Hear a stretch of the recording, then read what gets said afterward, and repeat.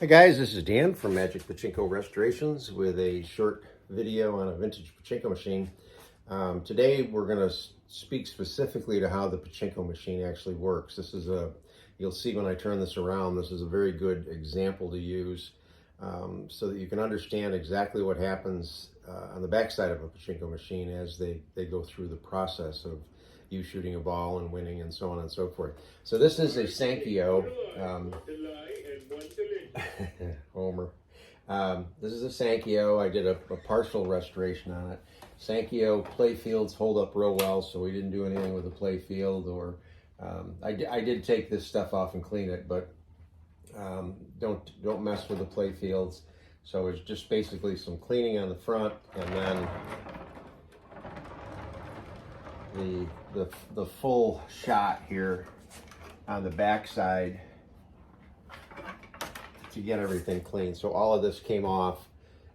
This board actually was screwed on it rather than nailed on, so I took the board off and polyurethaned it and got it all pretty and everything.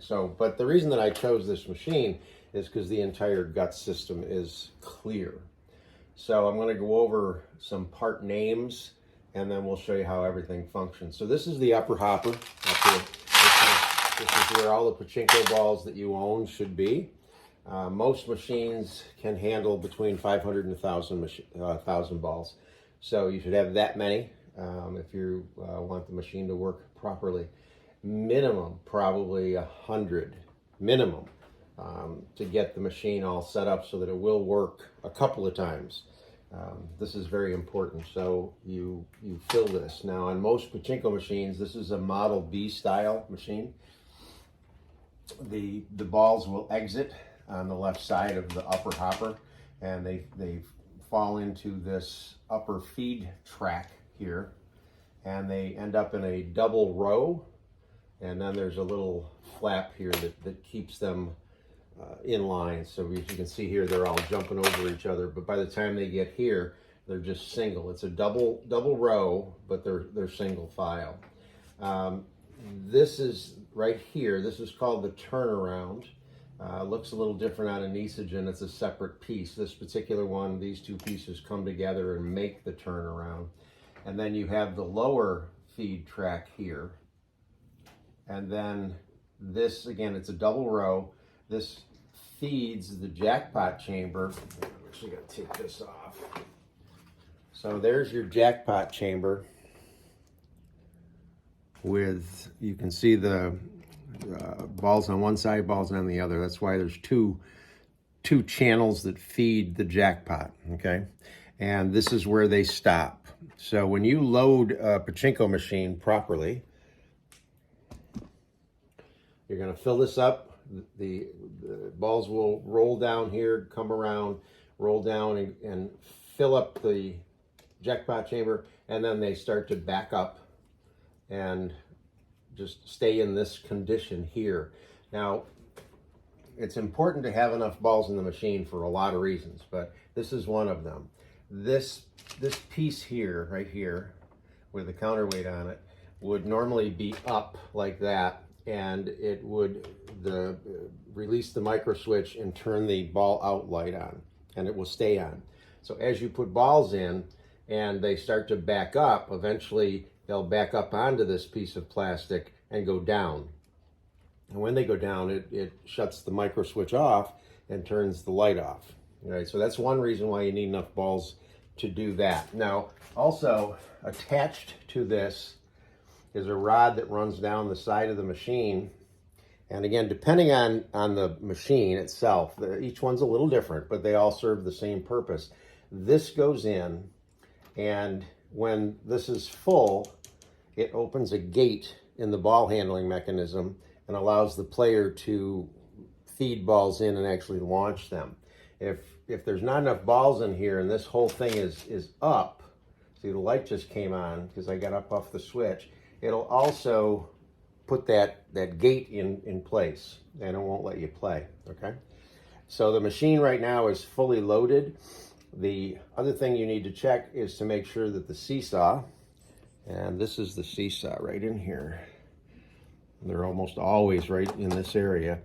The seesaw is just this little tip back and forth mechanism. There's two balls trapped inside, and they create the weight shift back and forth. You want the seesaw tip this way rather than this way. And again, there's a push rod. Some have a little button on them so that if the seesaw is down, you just push and the seesaw comes up. Now this one doesn't have the cover that should be here, so obviously you can just reach in and change it, but it's got to be this way. And I'll show you why in a minute when we actually start to run some balls through this thing. Okay, so another thing that comes into play are these two little arms right here. And right now they're like this. And they're up off of, I don't know if you can see it or not, there's that little blue piece of plastic in there that's attached to the jackpot arm. Now the jackpot arm is going to go up, and with these arms swung out of the way, it'll allow all of this mechanism here to move, and it will release the balls. When there's no balls here on holding these down, these tip back, and then it won't allow the jackpot mechanism to work. So again, I can't stress the importance of having enough balls in the machine all the time, because if you don't have enough balls everywhere, things don't work. Down here on most machines have some sort of mechanism for it. The winning balls are going to go out right here.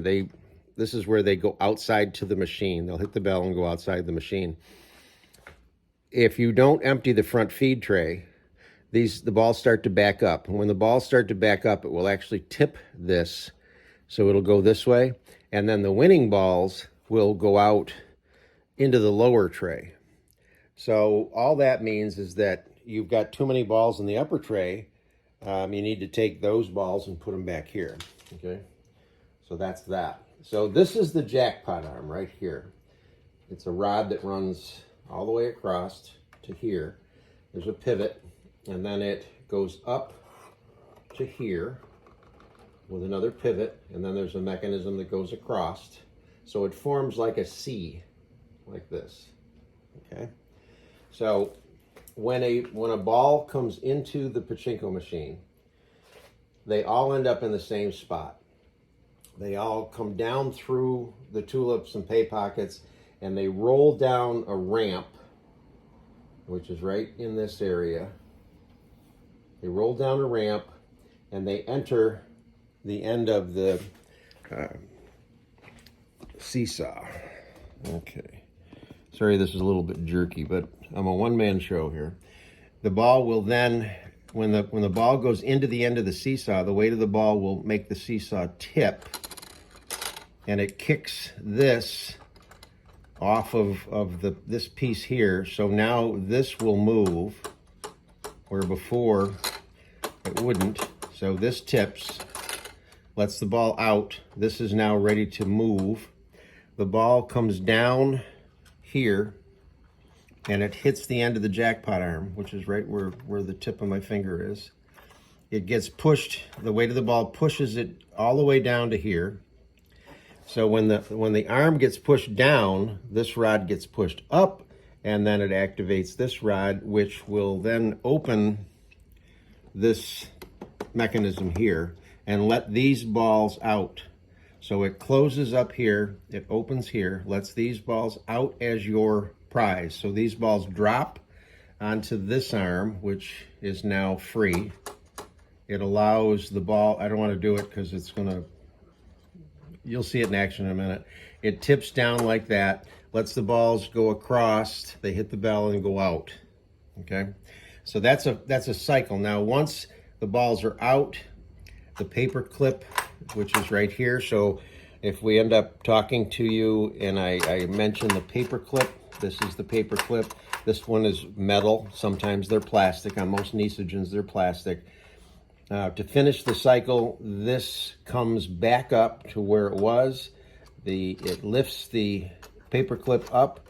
It lets the original winning ball out right here, and then the whole system resets. And it happens very quickly, so that if you're playing and you're launching multiple balls, it'll play them real quick. All right, so what I'm going to do is I'm going to open up the front so I can get at some of the pay pockets. And let me see if I can get this thing set up. Where are we? You know what I need to do, guys? Bear with me. I need my glasses on so I can see what you're looking at. Oh, that's much better. Okay, so you can see the seesaw right in here. So I'm going to get it up where it belongs. So for the time being, just kind of watch in here. And now a winning ball comes in. Okay, so it happens quickly, but the winning ball rolled down the ramp, hit the end of the seesaw tipped, dropped it onto the end of the jackpot arm, which is down here. Jackpot arm goes down, this goes up, this opens up, and then the whole system resets. So let's back it up just a little bit so you can kind of see everything. So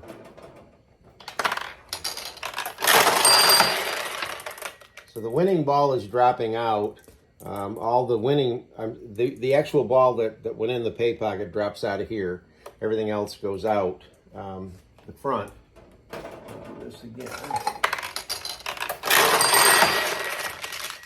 Okay. So I hope that you are able. What you should do. What I'll do is I'll drop some more balls through the machine, and as you watch the video, just kind of watch different portions of the machine, and it'll give you a better idea of what's actually happening during each cycle. All right, here we go.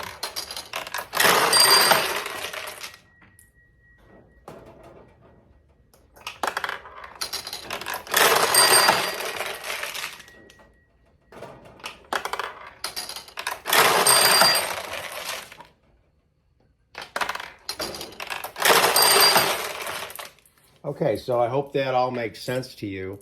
So this is the way a pachinko machine works when it's completely full of balls. Now, if you notice, I haven't taken any of the winnings out, so they're going to start to back up. And when they get up enough, this tips, and then the winning balls go down and out the red piece here, which is the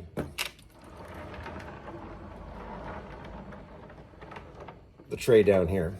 Okay. So when there's plenty of balls in the machine, as you launch, whoa, come on, there we go. As you launch, oh, I don't have the door shut. No wonder it's not working right. There we go. So as you launch, the losing ball drops out. Sorry, and see if we can get a win here. There. So we'll turn the lights on and dump out here. So if you run low on balls, the mechanisms are going to move, and there'll be a gate that goes across the entrance that's allowing these balls onto the launch ramp. And then you can hit this all day long and it won't launch a ball. So if you get into that situation, that's a sure sign that you don't have enough pachinko balls in your machine. So I hope that kind of helps you out. Again, let me do this real quick. Upper hopper, upper feed track, turnaround, lower feed track, jackpot, seesaw, paperclip, jackpot arm, and the whole jackpot mechanism. Okay? So that's all of that. So the next time we talk, hopefully this video will help you stay out of trouble, so to speak. If we end up talking, and I refer to upper feed track or something, you'll know what I'm talking about. Okay? Hope you enjoyed the video. Thanks.